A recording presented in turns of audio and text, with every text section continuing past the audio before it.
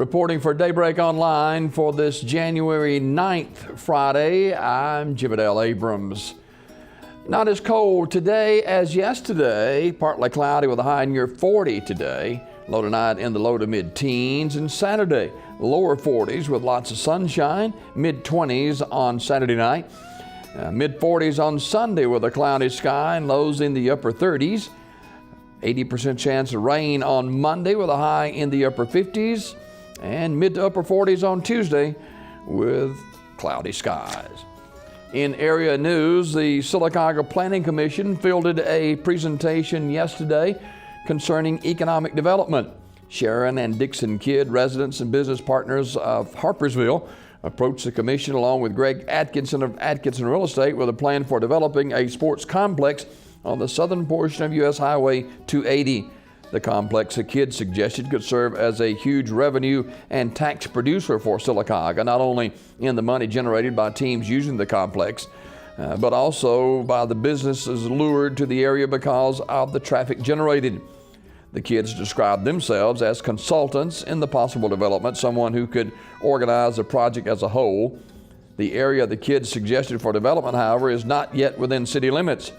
For development of any kind to occur, the City Council would need to approve annexation of the property. The property is roughly 200 acres and is owned by Tom and Pat Biven, Robert Gaston, and Larry Reams, all of whom are represented by Atkinson. Atkinson met the Kidds while discussing whether the two would like to lease property in Sylacauga to host indoor batting cages. It was then that Atkinson discovered the two had worked on similar projects in Harpersville, where the city had come into ownership of the Meadows Golf Course and felt they could do a similar work in Sylacauga. Now, because the property is not within city limits, the commission was unable to take any action concerning the development. It can't make any recommendation regarding the annexation of the City Council, nor can it hold a public hearing regarding the property until it has already been annexed.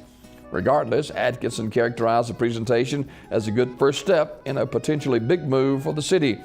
Now, he says that he and the Kidds will need to address the Sylacauga City Council with the same plans, although he's not certain when that will take place.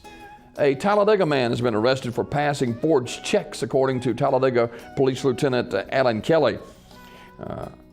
Samarkio LaShawn Scales, age 33 of Chaco Springs Road, was arrested Wednesday. Scales is accused of cashing at least one of 7 forged payroll checks from Chandler Health and Rehabilitation for $2,371.54. 3 of the 7 fake checks were presented at the Talladega Walmart, and others presented in Sylacauga at the Walmart, Kelly said. It was not immediately clear if the payroll checks had been stolen or if an employee had provided a blank check to be copied. Neither Scales nor any of the suspects have ever worked for the victim in this case, however. Forgery in the second degree is a Class C felony in Alabama, punished upon conviction by 1 year and 1 day to 10 years in prison. That's a look at weather and local news. Reporting for Daybreak Online, I'm Jim Abrams.